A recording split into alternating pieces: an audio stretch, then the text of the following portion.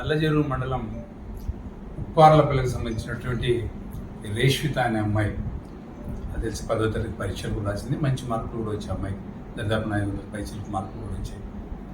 అమ్మాయికి కంటి సమస్యతో నా దగ్గరికి అప్రోచ్ అయితే ఎగ్జామ్స్ అయిపోతానే నేను బాగా చదువుకుంటున్నాను, నాకు 8వ తరగతి నుండి కళ్ళు సరిగ్గా కనపడటం లేదు, బోర్డు మీద రాసిన అక్షరాలు కూడా సరిగ్గా కనపడటం లేదు నాకు అప్రోచ్ అయితే కడపలో ఎల్వి ప్రసాద్ హాస్పిటల్లో చెక్ చేయిస్తే వాళ్ళన్నీ చెక్ చేసి కొద్దిగా క్రిటికల్గా ఉంది, హైదరాబాద్ పంపిద్దామని చెప్పి హైదరాబాద్ పంపించి ఎల్వి ప్రసాద్ హాస్పిటల్లో చెక్ చేశారు. అమ్మాయికి నల్ల కన్ను గుడ్డు మీద పొరలు చాలా పల్చగా ఉండటం వల్ల ఆపరేషన్ చేయాల్సి వస్తుంది, 6 months టైం కావాలని అడిగారు. అంత లోపలనే పాప తల్లిదండ్రులు తమిళనాడులో పోయి మాట్లాడుకుని వచ్చి, సార్ డబ్బులు తడిగా ఖర్చు అయితే మాకేమైనా సాయం చేయనప్పుడు చేస్తానులేమీ ఇబ్బంది లేదు అని చెప్పాము. అంత లోపలనే మన సాక్షి పేపర్లో కూడా నేను వచ్చింది, ఆ అమ్మాయి పేదరికంలో ఉంది, సాయం చేయాలని. వెనకబడి మా అభిప్రాయాన్ని సాక్షి పేపర్కి తెలియజేశాం, ఎంత ఖర్చైనా మనం భరిస్తాంలే అని చెప్పి. ఈ లోపల ఇంకొక అప్రోచ్ వచ్చి మా బంధువు, నా సోదరుడు శ్రీకాంత్ రెడ్డి అన్న గారు ముందుకు వచ్చి, నేను టేకప్ చేస్తాను, పార్టీలకు సంబంధం లేకుండా అని చెప్పి, పూర్తి బాధ్యత నేను తీసుకుంటా అని చెప్పి మా శ్రీకాంత్ రెడ్డి అన్న గారు ఆ టేకప్ చేశారు. సంతోషం. ప్రజలను ఆదుకునే దాంట్లో, ఇబ్బందులు ఉండాలని ఆదుకునే దాంట్లో ముందుకు వచ్చేందుకు మా శ్రీకాంత్ రెడ్డి అన్న గారికి ధన్యవాదాలు తెలియజేస్తూ, భవిష్యత్తులో ఇలాంటి కార్యక్రమాలు ఇంకా తెలియజేయాలని ఆయన చెప్తూ, ఈ సమస్య పోతే రాష్ట్ర ప్రభుత్వం ఈరోజు నిన్న చూసిన మెయిన్ పేపర్లో కరెంటు ఛార్జెస్ మీద, గతంలో వైఎస్ఆర్ కాంగ్రెస్ పార్టీ ప్రభుత్వము సెకీతో ₹2.49 ఒప్పందం చేసుకున్నప్పుడు జగన్మోహన్ రెడ్డి గారు వేల కోట్ల లక్షల కోట్ల రూపాయలు దండుకున్నాడు. దీంట్లో ఇది అక్రమము, అన్యాయము, ఇంతకంటే ఇంకోటి లేదని చెప్పి అన్ని పేపర్లలో తెలుగుదేశం పార్టీకి సంబంధించిన సపోర్ట్ చేస్తున్న పేపర్లు అన్నింటిలో గగ్గోలు పెట్టి ఏడ్చిన మీరు ఈ రోజున ₹4.60 యాక్సిస్ డెవలపర్స్తో మీరు ఒప్పందం ఎలా కుదుర్చుకున్నారనేది నాకు అనుమానం వస్తూ ఉంది. ఈ మధ్యలో రిలయన్స్ సంస్థ మేము ₹3.60 సప్లై చేస్తామంటా ఉంది. ఈ ₹3.60 వద్దు, మాకు ₹2.49 జగన్ రెడ్డి చేసుకునే స్కీమ్ కూడా మాకు అవసరం లేదు, ₹4.60తో దట్టు 25 ఏళ్ల ఒప్పందం. ఆ ఒప్పందంలో నిబంధన కూడా తెలుసా, ఎక్కడనే కానీ పొరపాటు కూడా ₹4.60ను తగ్గించకూడదు, మళ్ళా అంతకంటే తక్కువ లేకుండా అనే విధంగా అగ్రిమెంట్ చేసుకొని ₹4.60 నువ్వు ఒప్పందం చేసుకున్నావంటే, ₹2.49 చేసుకున్నప్పుడే మేము లక్షల కోట్ల రూపాయలు తినింటే ₹4.60 చేసుకున్నప్పుడు నువ్వు ఎన్ని లక్షల కోట్లు తినాలనున్నావు? ఆ రోజు ఏ విధంగా మాట్లాడినావు, ఈ రోజు ఏ విధంగా నువ్వు ఒప్పందం చేసుకున్నావు నాకు అర్థం కావట్లా. గతంలోనే ఆల్రెడీ మా ప్రజల మీద 15,000 కోట్ల రూపాయలు వాళ్ళు నడ్డి మీద వేసావు. ఇప్పటికే భరించలేని పరిస్థితులు ఉన్నాం. ఈ పొద్దు ₹4.60 నువ్వు ఒప్పందం, ఎప్పుడో పీక్ అవర్స్లో 2 గంటలు 3 గంటలు 4 గంటలు కరెంట్ తక్కువ వస్తే 24 గంటలమైనా సప్లై చేసినంత వాటికి కూడా నీకు ₹4.60తో డబ్బు కడతాను, నేను 25 ఏళ్ళు కడతాను, ఎక్కడ తగ్గించకుండా. మళ్ళీ ₹4.60 ఎప్పుడైనా సోలార్ పవరో విండ్ పవరో మాకు సర్ప్లస్ వచ్చినప్పుడు ఈ ఒప్పందంలో డీనికి వచ్చేందుకు లేకుండా తగ్గించుకోకుండా, రేట్ తగ్గించుకోకుండా ₹4.60 నువ్వు ఒప్పందం చేసుకున్నావంటే మీ నీతి ఎంతవరకు ఉందో చంద్రబాబు నాయుడు గారు ఒకమారు మీరు ఆలోచించండి. తెలుగుదేశం పార్టీ నాయకులు కూడా చెప్తా ఉన్నా, ఆ రోజు జగన్మోహన్ రెడ్డి గారిని విమర్శించిన మీరు ఈ బుద్ధు మీ నాయకుడు ₹4.60 ప్రజల మీద ఇంత భారం మోపుతూ ఉంటే ఇది న్యాయమా అన్యాయమా అనేది ఒక మార ఆలోచించమని చెప్తా ఉన్నా. ఇది పక్కన పెట్టండి, కరెంట్ ఛార్జీలు నువ్వు పాతుంటాం మాకు అర్థమవుతా ఉంది. బిల్లులు కూడా ఒక మార అబ్జర్వ్, కరెంటు బిల్లు ముందర పక్క ఎంత బిల్లు వచ్చిందో చూడండి, వెనకల పక్క స్లాబ్లు కూడా ఒక మార అబ్జర్వ్ చేయండి. గతంలో వైఎస్ఆర్ కాంగ్రెస్ పార్టీ ఉన్నప్పుడు అంతకుముందు కూడా 100 లోపల 2 స్లాబ్లు ఉండేవి, 0 నుండి 50 కోటి, 51 నుండి 100 వరకు ఒక స్లాబ్ ఉంది. ఈరోజు అలా లేదు, 0 నుండి 30కి ఒక స్లాబు, 30 నుండి 75కి ఒక స్లాబు, 76 నుండి 125కి ఒక స్లాబ్. సైతం నాకు తెలిసి మధ్యతరగతి పేద అందరు కలిసి 100 యూనిట్లు ఎక్కువ కలుస్తాను. నువ్వు పెట్టిన బాధుడికి ఈ స్లాబుల సిస్టంలో ఏ దమ్మన 100 యూనిట్లు కాల్చిన వాడు ₹4.50 పడుతూ ఉన్నాడు. ₹300 వచ్చే బిల్లు నేను పుణ్యమా అని చెప్పి బుధన ₹1000 వస్తూ ఉందంటే గతంలో నువ్వేం చెప్పావు? జగన్ రెడ్డి గారి గవర్నమెంట్లో కరెంటు బిల్లులు ఎక్కువ వస్తూ ఉన్నాయి, నా ప్రభుత్వం వచ్చిన తర్వాత వీలైతే నేను ఇంకా కరెంటు బిల్లు తగ్గిస్తానని చెప్పిన నువ్వు ఈరోజు 300 రూపాయల కరెంటు బిల్ని 1000 రూపాయల వరకు తీసుకుపోతున్నావు అంటే ఏమి చెప్పావు, ఏమి జరుగుతోంది? ఒక మారు నేను గమనించమని చెప్తా ఉన్నా. చెప్పిన మాటలు నీకు గుర్తుండవేమో, మాకైతే ఎందుకంటే ఆశాజీవులం కదా, ప్రజలము పేదవాళ్ళం కదా, ముందే కరువులో ఉన్నాం కదా, పర్టికులర్లీ కరెంట్ అంటే రైతుకు సంబంధించింది కదా, మాకు బాగా గుర్తుంటుంది రైతు కుటుంబాలకి. నువ్వు చేసే మోసాలు మా కళ్ళకి కనపడతా ఉన్నాయి కూడా. మళ్ళీ నువ్వు ఎన్నో సూపర్ 6లు అని చెప్పి మా మీద అన్ని ఆశలు రేపి ఈ పొద్దున్న సంవత్సరం గడిచిపోయింది. నాకు తెలిసి మేలో ఎన్నికలు జరిగినాయి, మళ్ళీ మే వచ్చేసింది. ప్రభుత్వం అయితే ఫామ్ జూన్లో కావచ్చు కానీ కాక ఈ బుద్ధుడికి అయితే సంవత్సరం గడిచిపోయింది, ఎన్నికలు అయిపోయి. ఈ బుద్ధుడికి అమ్మఒడి మీరు తల్లికి దీవెని అంటారేమో. ఏ ఒక్క వ్యక్తి కూడా అమ్మఒడి వచ్చిన పాపాన పోలే. మేము ఒకరికి టెన్షన్గా ఇచ్చేవాళ్ళం, సంవత్సరం అయితేనే 15,000 రూపాయలు ఇచ్చేవాళ్ళం. దాంట్లో 1000 రూపాయలు ఏదో శానిటరీ దీంట్లకని చెప్పి బాత్రూమ్ క్లీనింగ్ వాటికి చెప్పి 1000 రూపాయలు పట్టుకుని 14,000 రూపాయలు తల్లి అకౌంట్లో వేసేవాళ్ళం. ఈ పొద్దు ఏమైపోయిందో తెలియడంలే. మీరు వచ్చిన తర్వాత ఇంట్లో ఎంతమంది పిల్లలు ఉంటే అంతమందికి మేము అమ్మఒడి వేస్తాం, తల్లి దీవెని ఇస్తానని చెప్పి ఈ బుద్ధి ఏ ఒక్కరికి కూడా తల్లికి దీవెని ఇచ్చిన పాపాన పోలే. ఇంట్లో 18 ఏళ్ళ వయసు దాటిన ప్రతి బిడ్డకి నీకు 18,000, నీకు 18,000, నీకు 18,000 అని చెప్పి ఈ బుద్ధికి ఆ 18,000 కూడా ఇచ్చిన పాపాన పోలే. రైతులకు సంబంధించిన సంవత్సరానికి 20,000 రూపాయలు మేము సహాయాన్ని ఇస్తామని చెప్పి మేము రైతు భరోసా అనేవాళ్ళం. మేము ఈ బుద్ధుడికి సంవత్సరం గడిచిపోయింది, మీరు 1 రూపాయి డబ్బులు ఇవ్వలే. ఇవన్నీ మీరు ఒక మాట గమనించుకోండి. సగటున లెక్కాచారం ఇస్తే ఒక కుటుంబానికి దరిదాపున మీరు 1,00,000 రూపాయలు బాకీ పడినారు. రేపు పొద్దున నేను వేస్తానంటున్నావు తల్లికి వందనం, విడతల ప్రకారం వేస్తామని చెప్పేది లీకులు అవుతున్నాయి అప్పుడే. యాక్చువల్గా రైతులకు ఇచ్చేది రైతు భరోసా కార్యక్రమం కూడా విడతల ప్రకారం సహజంగా ఇచ్చేది. అది కూడా ఇవన్నీ ఇచ్చేటప్పుడు ఒక్కపారు బాగా గుర్తుపెట్టుకొని చంద్రబాబు నాయుడు గారు, రైతులకు ఆల్రెడీ ఈ రాష్ట్ర ప్రజల కుటుంబానికి 1,00,000 రూపాయలు నువ్వు బాకీ పడినావు, ఆ 1,00,000 రూపాయలతో సహా ఇది ఇచ్చేదని నువ్వు సిద్ధంగా ఉండు. నువ్వు చెప్పిన పథకాలు ఏవే కానీ లాస్ట్కి సిలిండర్లో కూడా మీరు సిలిండర్లకు డబ్బు కట్టి తీసుకోండి, మీ డబ్బు మీ అకౌంట్లో పడుతుందన్నావు. ఎంతమంది సిలిండర్లు ఇచ్చావు, అందరి దగ్గర డబ్బు రాబట్టావు, ఎంతమందికి డబ్బు నువ్వు రిటర్న్ చేసావు? నాకు తెలిసి 70% మంది ప్రజలు మా అకౌంట్లో ఇంకా డబ్బులు పడలేదు, మాకైతే ఉచిత సిలిండర్ అని చెప్పారు కానీ మాకైతే డబ్బులు పడలేదని చెప్పి గగ్గోలు పెట్టే ఆ వినియోగదారులు ఎంతమంది ఉన్నారు? 1,00,000 మంది ఉన్నారు. ఉచిత బస్సు అంటావా, అది ఎక్కడుందో అర్థం కాలేదు కూడా. ఇక్కడ గమనిస్తే కూడా ఆ కన్సూమర్లో కనపడటం లేదు కూడా ఉచిత బస్సు. ఇలాంటి సూపర్ 6లు చెప్పి డైవర్షన్ పాలిటిక్స్ మొదలుపెట్టి ఈ రాష్ట్ర ప్రభుత్వము ఏదైనా చెప్పినేటి చేయలేనప్పుడు ఈ చేయలేదని ప్రజలు ఎక్కడ గమనిస్తారన్న ఆలోచనతో డైవర్షన్ పాలిటిక్స్ మొదలుపెట్టి ప్రజలని తప్పుదోలు పట్టించే కార్యక్రమం. లిక్వర్ జోలికి వద్దాం. నాకు తెలిసి గత తెలుగుదేశం పార్టీ 2014 నుండి 19 వరకు ఉన్నప్పుడు 4,600 షాపులు ఉండేవి. వైఎస్ఆర్ కాంగ్రెస్ పార్టీ వచ్చిన తర్వాత జగన్మోహన్ రెడ్డి గారు చెప్పిన మాట ప్రకారం నేను షాపులు తగ్గిస్తా అని చెప్పినాడు. తగ్గించి ప్రభుత్వం ద్వారానే అమ్మే కార్యక్రమం చేశాడు. ప్రభుత్వం అమ్మినప్పుడు ఎక్కడే కానీ ₹1 రేటు ఎక్కువ అమ్మటం కానీ, ఎక్కడే కానీ దాన్ని ఏమో రూమ్లు అంటారు, సర్వీస్ రూమ్లో ఎక్స్టెన్షన్ రూమ్స్ అంటారు, ఆ రూమ్స్ పెట్టడం కానీ తాగేదాన్ని మళ్ళీ సపరేట్ రూమ్లు పెట్టడానికి అవకాశం ఎక్కడ, ఇలా బెల్ట్ షాపులు అంతకు ఎక్కడ ఇవ్వలేదు. ఈ రోజున నువ్వు ఇచ్చిన తర్వాత బ్రాందీ షాపులు కొల్లలుగా వదిలేసి విచ్చలవిడిగా మందు అమ్ముతూ దానికి మళ్ళీ సర్వీస్ రూమ్లు పెట్టి తాగేదాని కోసం రూమ్లు పర్మిషన్లు ఇస్తూ, పర్మిషన్ అంటే అన్అఫిషియల్గా పర్మిషన్ ఇస్తే మళ్ళీ ₹2,00,000 అదనంగా కట్టాల్సిన వస్తుంది. అది కట్టాల్సి వస్తుంది. ఎందుకంటే బ్రాందీ షాపులన్నీ సిండికేట్ ఫామ్ అయ్యి దౌర్జన్యంగా అన్ని మీ కార్యకర్తలే, మీ పార్టీ నాయకులు వేసుకొని ఈ రోజున విచ్చలవిడిగా బ్రాందీ షాపుల దగ్గరనే రూములు తీసుకొని ఆ రూమ్లలో మందులు తాగుతూ, పల్లెల్లో పోతే అడుగునా బెల్ట్ షాపులే.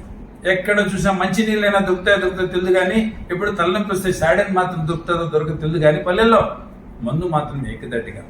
ఏంటి నీ ఉద్దేశం? ప్రజల్ని మత్తులో ముంచి నువ్వు చెప్పిన మాటలు మర్చిపోవాలని ఉద్దేశం అనే ఉద్దేశం.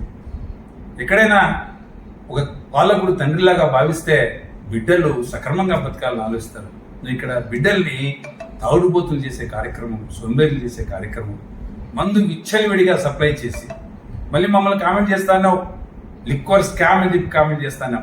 వైఎస్ఆర్ కాంగ్రెస్ పార్టీ ఏ రోజు కూడా ఒక ప్రివిలేజెస్ కానీ ఎప్పుడే కానీ మేము పర్మిషన్ కొత్త బ్రాండ్ కూడా ఎక్కడా పర్మిషన్ లేదు. నీ ప్రభుత్వం పోతూ 200 బ్రాండ్లకి కొత్త బ్రూవేజెస్కి నువ్వు పర్మిషన్ ఇచ్చి పోయిన తర్వాత మ్యాండేటరీ కాబట్టి తప్పదు కాబట్టి నువ్వు ఇచ్చిన వాటిలో ఉంటేనే మేము మందు కొట్ట వచ్చినాం తప్ప ఎక్కడా మేము తగ్గించి మేము ఎక్కడ మోసం చేసింది లేదు. మేము కొత్తగా ఒక బ్రివేరేజెస్ కూడా మేము కొత్తగా పర్మిషన్ ఇచ్చింది లేదు కూడా. ఒక్క బ్రాండ్ కూడా మేము కొత్త తీసుకొచ్చింది లేదు కూడా. నువ్వు ఇచ్చిన కంపెనీలకి నువ్వు చేసిన వాళ్ళకి ఇచ్చాను తప్ప పక్కన వాళ్ళకి ఎవరికి ఇవ్వలేదు కూడా. ఆ మందు కూడా ఏమన్నా మేము ఎక్కువ రేటుకి అమ్ముకున్నావా? లేదు. ప్రభుత్వం తరఫున ప్రజలకు టెన్షన్గా ఆ బోర్డులో ఎంత డిస్ప్లే చేసింటే అంత అమౌంటే రాబట్టినారు తప్ప ఎక్కడే కూడా దుర్వినియోగం జరగలే. నువ్వు చేసే మోసాలు ఘటన పడతాయని వైఎస్ఆర్ కాంగ్రెస్ పార్టీని పూర్తిగా చూపించి ఇలాంటి మోసాలకు అన్నింటికు అబద్ధాలకు డైవర్షన్లకు పాల్పడతా ఉన్నావు. చెప్పాను ఉచిత కరెంట్ అని పదాంపండి అందరం విలేకరులు వేసుకొని నేను కూడా కథల్లో వస్తా. ఇన్ని బిల్డింగ్లు కడతా ఉన్నారు. ఏ బిల్డింగ్ దగ్గరికైనా పోదాం, ఆ ఓనర్ని అడుగుదాం. ఒక తట్టడి ఇసుకేమన్నా, ఒక గంప, ఒక గోళం ఇసుకేమన్నా ఈ ప్రభుత్వం ఉచితంగా ఇచ్చిందేమో కనుక్కుందాం పదాన్ని. కొన్ని చోట్ల గత ప్రభుత్వం కంటే అధికంగా, కొన్ని చోట్ల గత ప్రభుత్వంలో ఇస్తున్న ఇసుకకు తక్కువ లేకుండా రేటుతో ఇస్తున్నారు. ఇప్పుడు ఎక్కడ ఉచితంగా ఇసుక నాకు అర్థం కావటం లేదు. నీ దెబ్బకు నువ్వు చేస్తున్న నీ పాలన చేతగాని పాలనకి ఈ పొద్దున ప్రతి వ్యవస్థ కుంటుపడిపోయింది. నీ దెబ్బకి ఎడ్యుకేషన్ ఇన్స్టిట్యూట్స్ నువ్వు ఎక్కడ అమ్మఒడి లేకపోయినావు. ప్రజలు పాపం నువ్వు అమ్మఒడి ఇద్దరికి ముగ్గురికి ఇస్తామని చెప్పి ఆశతో ఒకరినైనా ప్రైవేట్ స్కూల్లో చదివించుకుందామని చెప్పి వాళ్ళని తీసుకుని నువ్వు డబ్బు వస్తే ఆ బిడ్డనైనా బాగా చదివించుకుందామని చెప్పి పోయి ప్రైవేట్ స్కూల్లో జాయిన్ చేస్తే నువ్వు అమ్మఒడి ఈక వాళ్ళు డబ్బులు కట్టలేక అట్లా తల్లిదండ్రులు ఇబ్బంది పడుతున్నారు, ప్రైవేట్ స్కూల్ యాజమాన్యాలు ఇబ్బంది పడుతూ ఉన్నాయి. నువ్వు చేసే ప్రతి పనికి ఏ వ్యవస్థ బాగుందో చెప్పండి. మీరు ఇసుకలు కానీ, సిమెంట్ కానీ, స్టీల్ కానీ, లాస్ట్కి రియల్ ఎస్టేట్ రంగం కదిరిలో ఎవరైనా ఒక్కడైనా ఒక సెంటు భూమి కొనే పరిస్థితి కానీ అమ్మే పరిస్థితి కానీ ఉందా? ఇంతకంటే దౌర్జన్యము ఎక్కడైనా ఉందా? కదిరిలో పోయి అడగండి. రియల్ ఎస్టేట్ కుదేలేదు, ఆ వ్యవస్థ కన్స్యూమర్లో కనపడటం లేదు కూడా. మీరు వచ్చిన తర్వాత పంటలు సక్రమంగా పండలే. పండిన పంటలకు గిట్టుబాటు ధరలు ఎక్కడా లేవు. నేను పల్లెలు అడుగుతూ ఉంటా పోయినప్పుడల్లా ఏం పరిస్థితి అంటే పంట కాస్త పండిందన్నా ఇంట్లో 150 మూటలు శనక్కాయలు నెట్టేసినాము, బియ్యం ప్యాకెట్లు 100 మూటలు నెట్టేసినాము. చూస్తే మినిమం సపోర్టివ్ ప్రైస్ చాలా వర్స్ట్గా ఉంది. రేట్లు లేక ఆ లోపల పెట్టుకున్నామన్నా అవి కూడా పురుగు పడుతున్నాయి, కలర్ డీకలర్ అవుతున్నాయి, రేట్లు పడిపోయినాయని చెప్పే కార్యక్రమం. ఏదే కానీ వ్యవస్థలో ఏది నువ్వు వచ్చిన తర్వాత ఫలాన్ని బాగుందని చెప్పడానికి ఏది లేదు. రైతులకు సంబంధించిన ఇన్పుట్ కంటే రైతులకు సంబంధించిన పండిన ధాన్యానికి సరైన ప్రైస్ రాక వాళ్ళు పంటలు సరిగ్గా పండక మా కెనాలకు ఎక్కడే కానీ నీళ్లు వదలక ఉన్న కెనాల ముడి నీళ్లు వస్తుంటే ఆ నీళ్ళు ఎక్కడైనా ఇంకిపోయి మా చెరువులకో లేకపోతే మా బోర్లకో రీఛార్జ్ అవుతున్న బోర్లు కూడా రీఛార్జ్ కానికుండా ఉండే దానికోసం మళ్ళా కాలువలకి మీకు పర్సెంటేజ్ల కోసం లోన్ అయ్యి ఆ కాలువలకు లైనింగ్ చేసే కార్యక్రమం మొదలుపెట్టావు. కాలువలకి నువ్వు లైనింగ్ చేయకపోతే నీళ్లు పర్కులేట్ అయ్యి మా బోర్లు రీఛార్జ్ అయ్యి పట్టలన్నా పెట్టుకుంటున్నాం. ఈ బుద్ధి మీరు కమిషన్లు దండుకునే దానికోసం కాలం ఎంత దూరం ఉందో చిన్నెస్ కెనాల్ అంత దూరం కూడా నువ్వు లైనింగ్ చేసే కార్యక్రమం. మా చెరువులకి ఎక్కడా నీళ్లు వదులుకోకుండా లాస్ట్కు కుప్పంకి పుంగనూరుకి నీళ్లు తీసిపోయేదానికి ప్లాన్ చేస్తున్నావు తప్ప మా కదిరి ప్రాంత ప్రజలకి అన్యాయం చేసేదానికి ఆలోచిస్తున్నావు తప్ప న్యాయం చేయాలనే ఆలోచన నీకు ఎక్కడా లేదు కూడా. ఇలాంటి డైవర్షన్ పాలిటిక్స్ చేస్తున్నా చంద్రబాబు నాయుడు గారికి చెప్తా ఉన్నా, అయ్యా పాలన సక్రమంగా చేయండి. మీ పాలన సక్రమంగా ఉంటేనే మీకు ఓట్లేస్తారు తప్ప అబద్ధాల మాటలు కొన్ని రోజులు మాత్రమే మర్చిపోతారేమో నువ్వు చెప్పిన అబద్ధాలని. ఎందుకంటే నువ్వు డైవర్షన్ పాలిటిక్స్ లో ముంచి లేవనెత్తున్నావు ప్రజల్ని. ఆ డైవర్షన్ పాలిటిక్స్ లో కొద్ది రోజులు ఏమన్నా నీ పుట్టలో పడొచ్చునేమో కావచ్చు కాక ఒక రోజు వాళ్ళు కూర్చొని తెరిపారా ఆలోచించినప్పుడు చంద్రబాబు నాయుడు నీ చెప్పినాడు కదా, ఏది నిలబెట్టుకోలేకపోయినాడు కదా, మోసం అంటే ఇది కదా అని ప్రజలు తెలుసుకునే లోపల మేలుకొని ప్రజలకు ఇచ్చిన ప్రతి మాట నిలబెట్టుకునే ప్రయత్నం చేయమని అడుగుతా ఉన్నా. ఇంకోటి కూడా అడుగుతా ఉన్నా, నేను అమరావతికి ప్రధానమంత్రి గారిని పిలిపించావు. గతంలో ఎప్పుడో 10 ఏళ్ల క్రితం వచ్చాడు. ఆయన వచ్చి ఒక మారు ఓపెన్ చేసిపోయినాడు. ఓపెన్ చేసిపోయిన తర్వాత మీరు చాలా పొగిడినారు కొద్ది రోజులు. మళ్ళీ మీకు ఆయన సరిపోలేదు కాబట్టి నువ్వేమిచ్చావు, నువ్వు నీళ్ళు ఇచ్చావు, మట్టి ఇచ్చావు, మాకేమీ లేదు. చాలా నరేంద్ర మోడీ గారు ఎన్ని మాటలు అనాలనో అన్ని మాటలు అన్నాం. ఎస్ మీరందరూ కూటమిలో ఉన్నారు, మీ కర్మ, మీరు తిట్టుకుంటా అంటారు, మళ్ళీ కలుసుకుంటారు, మిమ్మల్ని ఎవరు నమ్మే ప్రసక్తి లేదు ఇక్కడ. పోనీ మోడీ గారిని పిలిపించిన తర్వాత మనకేమన్నా ఇక్కడికి వచ్చిన తర్వాత అమరావతికి వచ్చిన తర్వాత మనకేమన్నా మురిగిందా? ఇంత పెద్ద అమరావతి కడుతున్నాం కదా, మీరు అంటున్నారా 1,00,000 కోట్లతో నిర్మిస్తున్నామని చెప్తున్నారు కదా. కేంద్ర ప్రభుత్వం దగ్గర నుండి ఒక 1000 కోట్ల రూపాయలన్నా మీరు గ్రాంట్ కింద తెచ్చుకున్నారా? ఏం లోన్ కింద ఎవరైనా ఇప్పిస్తారు లోన్? ఆయన ఇప్పించేది మోడీ గారు ఇప్పించేది కేంద్ర ప్రభుత్వం ఇప్పించేది మన రాష్ట్ర ప్రభుత్వానికి అప్పులు పుట్టవా? క్యాపిటల్కు లక్షణంగా పుడతాయి. నీకు తెలియని వరల్డ్ బ్యాంక్ అప్పులు తేవడం నువ్వు తిట్ట కదా, బ్రహ్మాండంగా తేగలుగుతావు కదా. మన క్యాపిటల్ కంటే ఎవరైనా ఇస్తారు కదా. మరి అప్పు ఇప్పించింది కూడా పెద్ద ఊరికి ఇచ్చినట్టు, కేంద్ర ప్రభుత్వం ఊరికి ఇచ్చినట్టు చెప్పుకుంటున్నావే. మోడీ గారిని పిలిపించి అంత పెద్ద సభ పెట్టి అన్ని 100 కోట్ల రూపాయలు దుర్వినియోగం చేసి నువ్వు అమరావతికి 10 రూపాయలు లెక్కించుకోలేకున్నావు గ్రాంట్ కింద. లాస్ట్కి పార్లమెంట్లో, లోక్సభలో బిల్లు పాస్ చేసినారు. ఎక్కడ? వైజాగ్లో స్టీల్ ప్లాంట్ ప్రైవేటీకరణ చేస్తున్నామని చెప్పి ఆ బిల్లు కూడా ఇంకా ఇంతవరకు ఎన్నికి తీసుకెళ్ళకపోయినవే. లాస్ట్ మోడీ గారు కూడా అది ప్రైవేటైజ్ చేయమని చెప్పి ఎక్కడ మాట్లాడకుండా పోయినాడే. స్పెషల్ కేటగిరీ స్టేటస్ మనకు ఒకప్పుడు చెప్పినారు కదా కేంద్ర ప్రభుత్వము. విభజన జరిగేటప్పుడు కాంగ్రెస్ పార్టీ 5 ఏళ్ళు 10 ఏళ్ళు ఇస్తా అంటే కాదు 5 ఏళ్ళు కాదు, మాకు 10 ఏళ్ళు కావాలా, 15 ఏళ్ళు కావాలా, స్పెషల్ కేటగిరీ స్టేటస్ అని చెప్పి మాట్లాడిన వ్యక్తులు బీజేపీ వాళ్ళే కదా. మరి ఆయన ఎందుకు మీరు నిన్ను అడగలేకపోయినారు? మీరు విశాఖ స్టీల్ ప్లాంట్ ప్రైవేటైజ్ కాకూడదు ఎందుకు అడగలేకపోయినారు? మీరు స్పెషల్ కేటగిరీ స్టేటస్ ఎందుకు ఇవ్వడం లేదు, ఎందుకు అడగలేకపోయినారు? ఇంత పెద్ద అమరావతి కడుతున్నప్పుడు కేంద్ర ప్రభుత్వం మాకు సహాయం చేయండి. ఒకవేళ 50,000 కోట్లు, నాకు తెలిసి కేంద్ర ప్రభుత్వము బడ్జెట్ సంవత్సరానికి 47 లక్షల కోట్ల రూపాయలు. 47 లక్షల కోట్ల రూపాయల్లో ఒక 50,000 కోట్లు 5 సంవత్సరాలుగా మనకు 10,000 కోట్లు ఒక 50,000 కోట్ల రూపాయలు కేంద్ర ప్రభుత్వం రాజధానికి మనకు సపోర్ట్ చేయలేదా? నువ్వు ఎందుకు అడగలేకపోయినావు, ఎందుకు రాబట్టుకురాలేకపోయినావు? ఇవన్నీ కూడా లక్షణంగా మనకు హైదరాబాద్ క్యాపిటల్గా ఉండే, ఉమ్మడి క్యాపిటల్గా 10 ఏళ్ల పాటు ఉన్న క్యాపిటల్ని నువ్వు అక్కడ ఏదో ఫ్రాడ్ చేసి ఓటుకు నోటు కేసులు ఇరుక్కొని అంతకంటే ముందే పారిపోయి ఇచ్చి ఉన్న క్యాపిటల్ని కూడా 10 ఏళ్ళు. ఈ పొద్దుటి కూడా చండీగఢ్కి, పంజాబ్కి ఉమ్మడిగా క్యాపిటల్ ఉంది ఆడ చండీగఢ్లో, హర్యానాకి పంజాబ్కి మధ్యలో. మనం కూడా ఇదే క్యాపిటల్నే మనం ఉమ్మడిగా పెట్టుకుంటే 5 లక్షల కోట్ల రూపాయలు దుర్వినియోగం చేయాల్సిన అవసరంలే. అంతగా నిర్మించుకొని అంతగా డెవలప్ చేసుకున్న హైదరాబాద్ను మనం కోల్పోవాల్సిన అవసరంలే. ఇవన్నీ రాష్ట్ర ప్రభుత్వాన్ని నాశనం చేసి దిగజార్చి మా కర్మ, మా బతుకు, నిజంగా నువ్వు పొలిటీషియన్ కానే కాదయా చంద్రబాబు నాయుడు. లక్కీగా చదువుకున్న కొత్తలో నువ్వు ఏదో నిలబడినప్పుడు ఒక మారి ఎమ్మెల్యే అవుతే ఆ దేవుడు మహానుభావుడు, నాకు తెలిసి ఆ పొద్దు కూడా రాజశేఖర రెడ్డి గారే నీకు మినిస్ట్రీ ఇప్పించానని తెలిసింది. ఆ తర్వాత ఎన్నికల్లో ఓడిపోయినావు. నీ అదృష్టానికి రామారావు కూతురు చేసుకున్నావు, ఆయనకి ఎదురు తిరిగావు, ఆయన గెలుస్తానే మళ్ళీ ఆయన పంచం చేరుకున్నావు, ఆయనకు వెన్నుపోటు పొడిచి రాజ్యాధికారం చేతికి తీసుకున్నావు. నువ్వు ఏ పొద్దైనా సుధాగా ప్రజల అభిమానాన్ని సంపాదించి ప్రజానాయకునిగా ఏ పొద్దు నువ్వు లేవు కూడా. వెన్నుపోట్లతోనా లేకపోతే కూటములతోనా అబద్ధాలు చెప్పా. స్వతహాగా నువ్వు ఒక్కరిగా నిలబడి ఏ పొద్దు నువ్వు రాజ్యాధికారం చేపట్టిన పాపాన పోలేదు.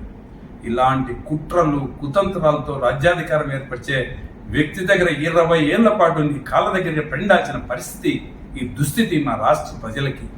కుట్రలు కుతంత్రాలు తప్ప ప్రజలకు ఇచ్చిన మాట నిలబెట్టుకోవాలని కానీ, ప్రజలకు ఇచ్చిన మాట తీర్చాలనే ఆలోచన నీకు ఎక్కడా లేదు. ఆలోచిస్తే కాస్త కొంత తీర్చగలుగుతాను. ఎప్పుడు మోసం చేయాలనే ఆలోచనతో ఉన్నావు కాబట్టి అవి మర్చిపోయే దానికోసమే డైవర్షన్ పాలిటిక్స్ చేస్తూ ఈ రాష్ట్రాన్ని అగోగతి పాలు చేస్తా ఉన్నావు. పట్టుమని సంవత్సరం కాలేదు, ప్రజలు అప్పుడే తెలుసుకున్నారు నీ గురించి. ఏంటి రాష్ట్ర ప్రభుత్వం చేస్తున్నది, ఇంత దారుణమైన మోసం అని చెప్పి. ఈ పొద్దు ఎన్నికలు వచ్చినా కూడా నీకు శంకరగిరి మాన్యాలు చూపించేదానికి ప్రజలు సిద్ధంగా ఉన్నారు. ప్రభుత్వం ఏర్పడింది మీది, మీ తప్పిదాలు కొద్ది రోజులు టైం ఇచ్చాం, వెసులుబాటు ఇచ్చినాం. ఇంకా టైం ఇచ్చే పరిస్థితి లేదు.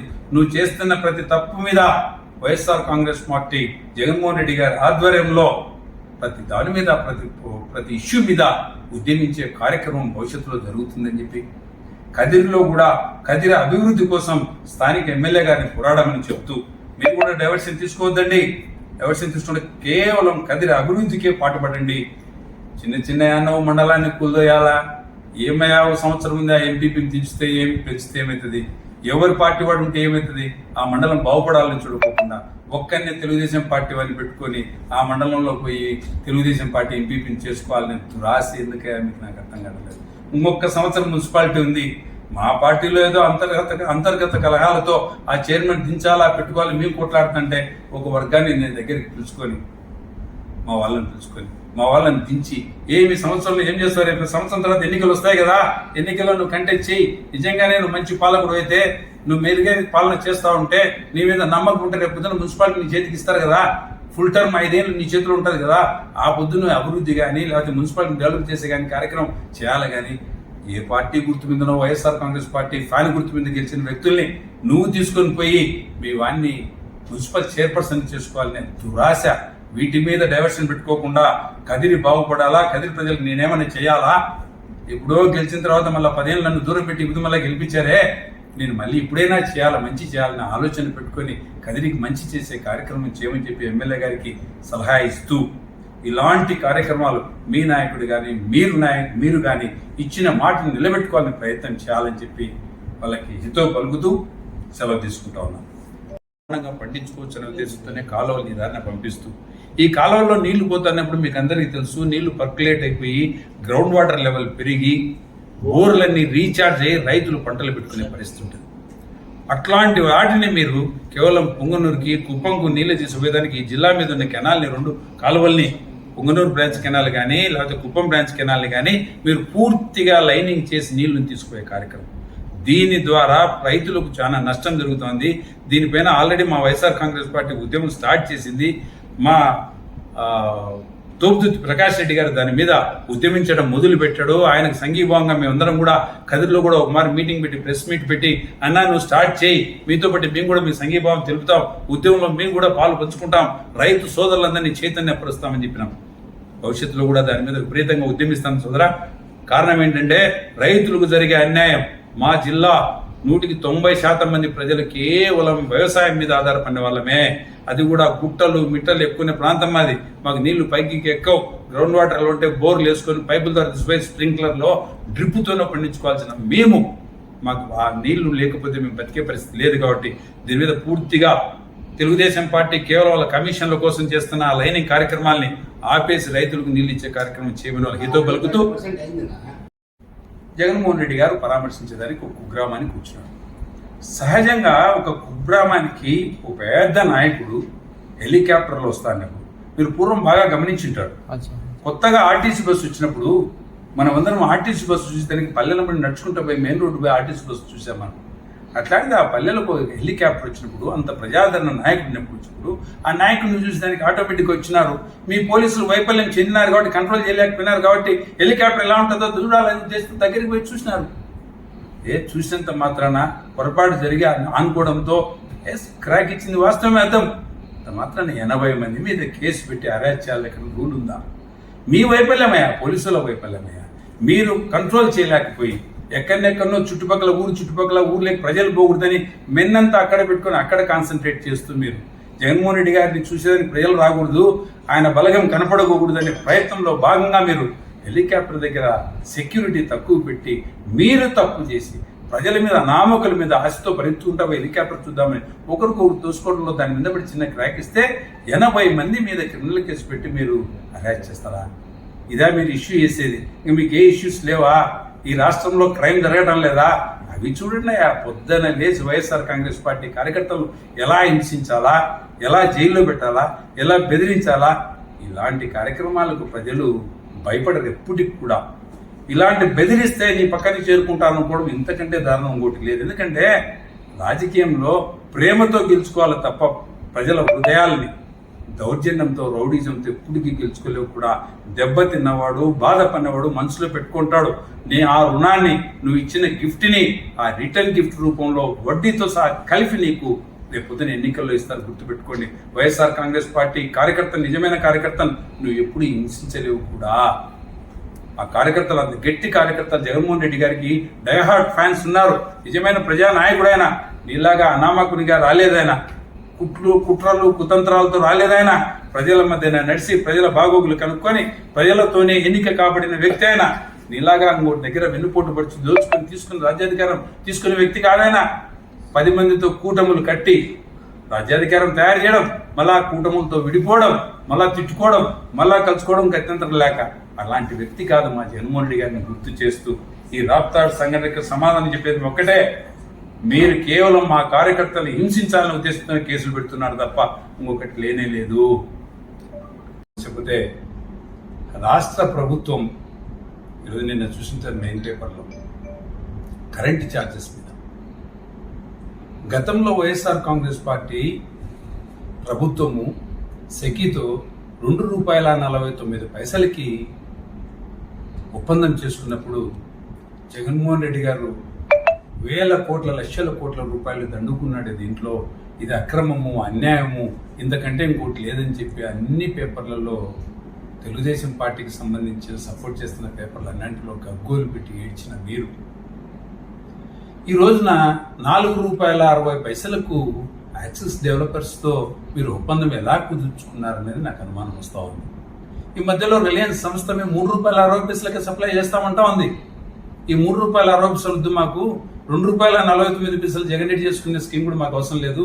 ₹4.60 దట్టు 25 ఏళ్ల ఒప్పందం. ఆ ఒప్పందంలో నిబంధన కూడా తెలుసా, ఎక్కడనే కానీ పొరపాటు కూడా ₹4.60 తగ్గించకూడదు, మళ్ళా అంతకంటే తక్కువ లేకుండా అనే విధంగా అగ్రిమెంట్ చేసుకొని ₹4.60 నువ్వు ఒప్పందం చేసుకున్నావంటే ₹2.49 చేసుకున్నప్పుడే మేము లక్షల కోట్ల రూపాయలు తినింటే ₹4.60 చేసుకున్నప్పుడు నువ్వు ఎన్ని లక్షల కోట్లు తినాలనున్నావు? ఆ రోజు ఏ విధంగా మాట్లాడినావు, ఈ రోజు ఏ విధంగా నువ్వు ఒప్పందం చేసుకున్నావు నాకు అర్థం కావట్లా. గతంలోనే ఆల్రెడీ మా ప్రజల మీద 15,000 కోట్ల రూపాయలు వాళ్ళ నడ్డి మీద వేసావు. ఇప్పటికే భరించలేని పరిస్థితులు ఉన్నాం. ఈ పొద్దు ₹4.60 నువ్వు ఒప్పందం. ఎప్పుడో పీక్ అవర్స్లో 2 గంటలు 3 గంటలు 4 గంటలు కరెంట్ తక్కువ వస్తే 24 గంటలమైనా సప్లై చేసినంత వాటికి కూడా నీకు ₹4.60 డబ్బు కడతాను, నేను 25 ఏళ్ళకి కడతాను. ఎక్కడ తగ్గించకుండా మళ్ళీ ₹4.60 ఎప్పుడైనా సోలార్ పవరో విండ్ పవరో మాకు సర్ప్లస్ వచ్చినప్పుడు ఈ ఒప్పందంలో డీనికి వచ్చేదానికి లేకుండా తగ్గించుకోకుండా, రేట్ తగ్గించుకోకుండా ₹4.60 నువ్వు ఒప్పందం చేసుకున్నావంటే మీ నీతి ఎంతవరకు ఉందో చంద్రబాబు నాయుడు గారు కుమార్ మీరు ఆలోచించండి. తెలుగుదేశం పార్టీ నాయకులు కూడా చెప్తా ఉన్నా, ఆ రోజు జగన్మోహన్ రెడ్డి గారిని విమర్శించిన మీరు ఈ బుద్ధు మీ నాయకుడు ₹4.60 ప్రజల మీద ఇంత భారం మోపుతూ ఉంటే ఇది న్యాయమా అన్యాయమా అనేది ఒక మార ఆలోచించమని చెప్తా ఉన్నా. ఇది పక్కన పెట్టండి.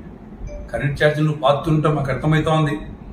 బిల్లులు కూడా ఒక మార అబ్జర్వ్, కరెంటు బిల్లు ముందర పక్క ఎంత బిల్లు వచ్చిందో చూడండి, వెనకల పక్క స్లాబ్లు కూడా ఒక మార అబ్జర్వ్ చేయండి. గతంలో వైఎస్ఆర్ కాంగ్రెస్ పార్టీ ఉన్నప్పుడు అంత ముందు కూడా 100 లోపల 2 స్లాబ్లు ఉండేవి. 0 నుండి 50 51 నుండి 100 వరకు ఒక స్లాబ్ ఉంది. ఈరోజు అలా లేదు. 0 నుండి 30కి ఒక స్లాబు, 30 నుండి 75కి ఒక స్లాబు, 76 నుండి 125కి ఒక స్లాబ్. సైతం నాకు తెలిసి మధ్యతరగతి పేద అందరు కలిసి 100 యూనిట్లు ఎక్కువ కలుస్తాను. నువ్వు పెట్టిన బాధుడికి ఈ స్లాబుల సిస్టంలో ఏ దమ్మున 100 యూనిట్లు కాల్చిన వాడు ₹4.50 పడుతూ ఉన్నాడు. ₹300 వచ్చే బిల్లు నేను పుణ్యమా అని చెప్పి ఇప్పుడు ₹1,000 వస్తూ ఉందంటే గతంలో నువ్వేం చెప్పావు? జగన్ రెడ్డి గారి గవర్నమెంట్లో కరెంటు బిల్లులు ఎక్కువ వస్తూ ఉన్నాయి, నా ప్రభుత్వం వచ్చిన తర్వాత వీలైతే నేను ఇంకా కరెంటు బిల్లు తగ్గిస్తానని చెప్పిన నువ్వు ఈరోజు ₹300 కరెంటు బిల్లుని ₹1,000 వరకు తీసుకుపోతున్నావు అంటే ఏమి చెప్పావు, ఏమి జరుగుతోంది? ఒక మాట నేను గమనించమని చెప్తా ఉన్నా. చెప్పిన మాటలు నీకు గుర్తుండవేమో, మాకైతే ఎందుకంటే ఆశాజీవులం కదా, ప్రజలము పేదవాళ్ళం కదా, ముందే కరువులో ఉన్నాం కదా, పర్టికులర్లీ కరెంట్ అంటే రైతుకు సంబంధించింది కదా, మాకు బాగా గుర్తుంటుంది. రైతు కుటుంబాలకి నువ్వు చేసే మోసాలు మా కళ్ళకి కనపడతా ఉన్నాయి కూడా. మళ్ళీ నువ్వు ఎన్నో సూపర్ 6 అని చెప్పి మా మీద అన్ని ఆశలు రేపి ఈ పొద్దున్న సంవత్సరం గడిచిపోయింది. నాకు తెలిసి మేలో ఎన్నికలు జరిగినాయి, మళ్ళీ మేము వచ్చేసింది. ప్రభుత్వం అయితే ఫామ్ జూన్లో కావచ్చు కానీ కాక ఈ బుద్ధుడికైతే సంవత్సరం గడిచిపోయింది, ఎన్నికలు అయిపోయి పండించుకోవచ్చు అనే ఉద్దేశంతోనే కాలువలు నీ దారిన పంపిస్తూ ఈ కాలువల్లో నీళ్లు పోతున్నప్పుడు మీకు అందరికీ తెలుసు, నీళ్లు పర్కులేట్ అయిపోయి గ్రౌండ్ వాటర్ లెవెల్ పెరిగి బోర్లన్నీ రీఛార్జ్ అయ్యి రైతులు పంటలు పెట్టుకునే పరిస్థితి ఉంటుంది.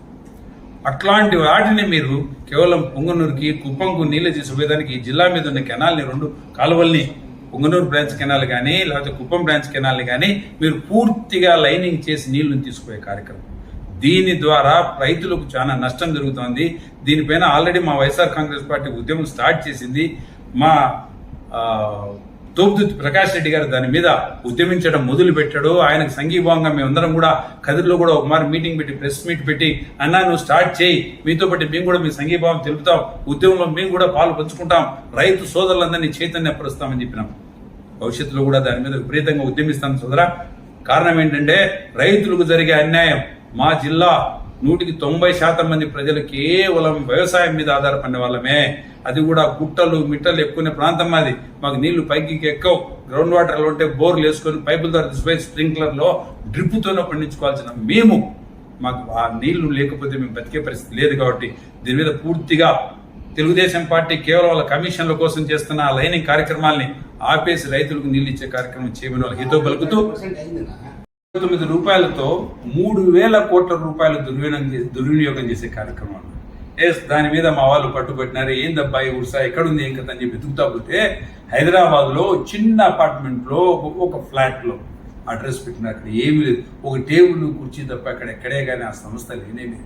అట్లాంటి సంస్థకి నువ్వు విశాఖపట్నం లాంటి మేజర్ సిటీలో కోట్లాది రూపాయలు ఎకరా పోతున్న ఊర్లో 99 పైసలకు వాళ్ళ భూములు కేటాయిస్తున్నామంటే కేవలం దోచుకునే దానికి మాత్రమే చేస్తున్నారు. దాంట్లో కేవలం మీ నాయకులకు సంబంధించిన బంధుగుణమే ఆ సంస్థలో ఉంది. ఆ భూములు దోచుకునే దానికోసమే 99 రూపాయలతో వీళ్ళు ఇచ్చే కార్యక్రమం చేస్తా ఉన్నారు. ప్రజలకు అర్థమైపోయింది. 99 పైసలకు, సరే 99 రూపాయలు కాదు, 99 పైసలకు ఎకరా భూమి ఇవ్వడం అనేది జస్ట్ కామెడీ కిందనే. చిన్నపిల్లలు అనుకుంటుంటారు మేము పెద్ద అయితే కొన్ని 100 ఎకరాలు కూడా చెప్ప 99 పైసలకి ఎకరా వస్తుంది. ఇలాంటి కామెడీ పనులు తప్ప వేరే పనులు చేయటం లేదినా.